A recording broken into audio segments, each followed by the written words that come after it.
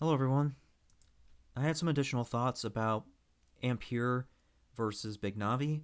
I am surprised that I didn't think about this sooner. I will correct it very quickly with a recording, though. To understand what I'm about to talk about, I need to quickly go over Windows 10 AMI again.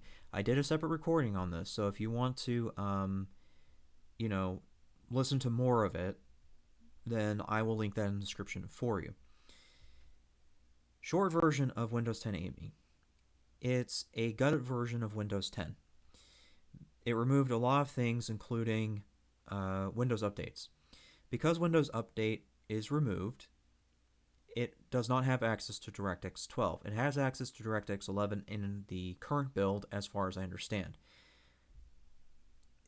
It's not a big deal right now because most games run in DirectX 11 anyways.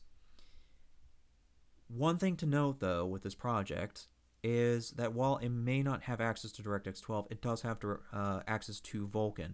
Vulkan is the DirectX equivalent. Vulkan was successfully used in the most recent Doom.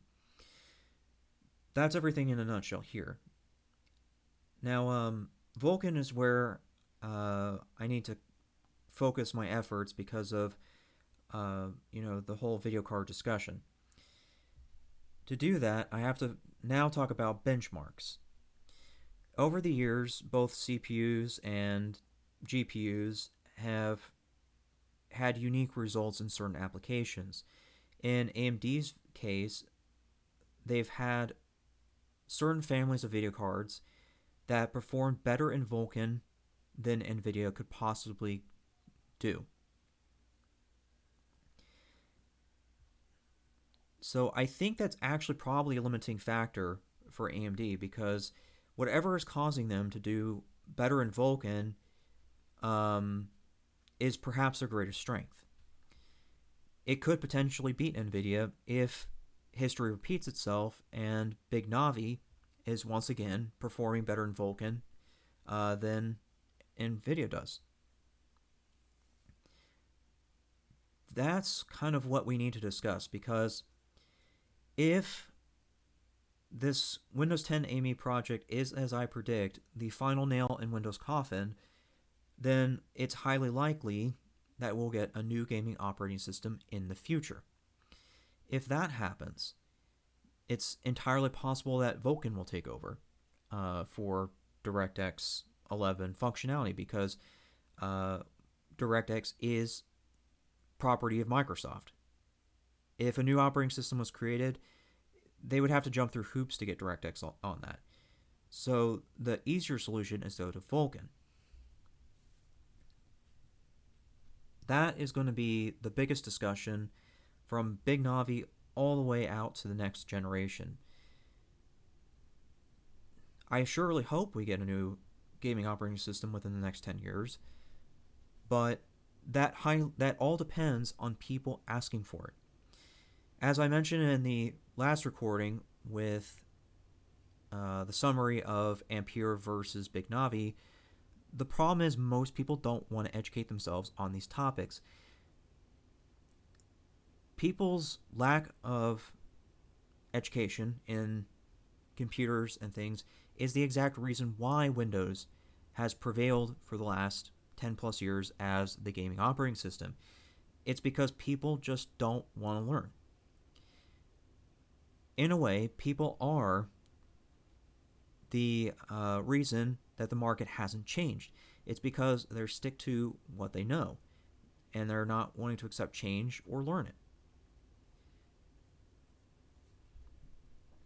So yeah, that's a rant for another day. I want to end the recording by discussing one other topic that I wasn't paying attention to and or I forgot to mention in that summary of Ampere versus Big Navi. AMD did respond by cutting the prices on Big Navi. And there's an article right here about it. It's short version, it was dropped from $600 to $550. In the grand scheme of things, it's nice, but if you're going to be spending that much money, I mean, $50 is really not that much. And here's why. One of the many things that people fail to think about when buying an upgrade or a new computer is you have to look at the cost versus the years. In this case, if let's just say somebody spends $50 extra on an upgrade that might last them 2 more years versus an upgrade that might be, say, $100 cheaper but only lasts them 1 year, then that $50 pays for itself because it's going for more years. If you divide that 50 by 2 years, you get 25. Or I'm sorry, yeah. If you divide the 50 by 2 years, right? That's how much money you're getting back essentially, in terms of how much you paid and what you're getting back from it. Because the better video card is doing more for you than if you had bought the cheap option, which was 100 cheaper. But I digress. So that's not a really big deal right there, but it's still nice. Another thing that has surfaced, in addition to the price cut, is some specs regarding Big Navi. Big Navi is a rumor at this point in terms of its specs. There's been no true confirmation, as far as I know, in regards to its specs. With that said, apparently Big Navi is a 220 watt video card. If that's true, that means it's now less of a power draw than what NVIDIA Ampere is. Because if you look, one of the Ampere video cards is a 400 watt GPU. That means Big Navi has succeeded, assuming the rumors are correct, in drawing less power than NVIDIA Ampere. That's a pretty big deal for many reasons. Personally, me as a PC builder, it means the ability to use smaller power supply units. Something I really despise about the brand name industry right now is not just in the fact that they charge ludicrous amounts of money and don't give you the best hardware. The other thing too that bothers me is their lack of change, I guess you can say. You see, I like micro builds for many reasons.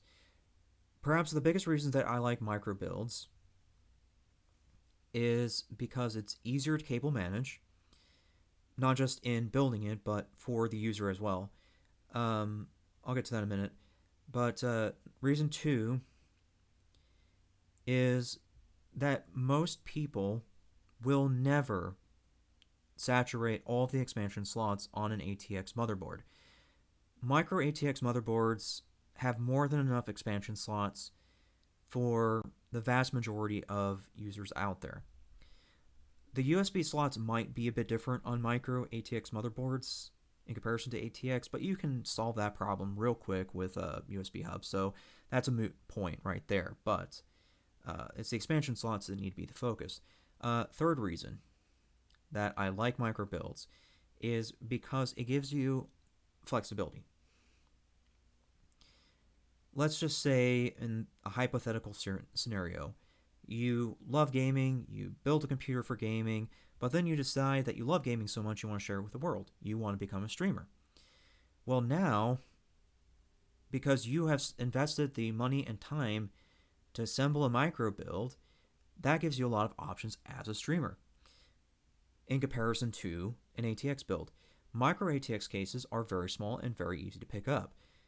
So let's just say you get the idea sometime down the road after starting your stream and sharing your gameplay with others. Well, now you've decided to do cooking streams in addition to that. Well, great. Your setup is already there because you have a micro build. All you do is pick the dang thing up and take it to the kitchen. That's all you got to do.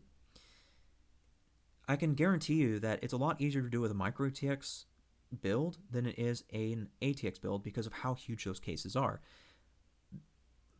Those cases, by the way, I don't think anybody fully utilizes all their slots. I would say people would barely touch a micro ATX case's slots. Like maybe it would be one or two away from full. But yeah, so there's a couple reasons that I like micro ATX builds. So let's get back to the cable management part now, because I did mention that I would go into that. It's easier to cable manage not just on the build itself, but also for the user, as I was saying. It's because micro ATX cases are very small and fit on most desks, even the clutter ones. I have two monitors up here on my gaming furniture, if you want to call it that. And even though that I have two monitors here, I've built PCs small enough to fit in between these monitors, or to the left and right side of it. Well, left or right side of it. So it helps with cable management because it brings the computer up to the level of the desk that you're using. Therefore, your cables don't have to travel down the desk and into the back of the computer. It's up on the computer. So now your cables don't have to go anywhere but on the desk. You see, micro ATX builds are great for so many things, not just in giving you flexibility, but also by making things just overall easier for you in terms of cable management features and things like that. Where this ties into the lower wattage, it all depends on which case you're buying when it comes to micro ATX cases, and you have to check each one to ensure that you completely understand what's going on. But power supplies, just like any other part in the computer, has a measurement. I believe it's Silverstone's case SG13, and I think, yeah, it's Thermaltake Core V21, and there's probably a few other examples that I can't think of right now. They all accept ATX2 size power supplies. If you look at much smaller cases than the SG13 or the Core V21, such as perhaps the ITC cases, I forget their names right now, they're so small that you need a custom power supply for it in most cases. Those are very hard to come by.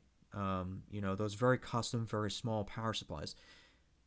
So it's going to be a lot easier to find a subcompact ATX2 power supply.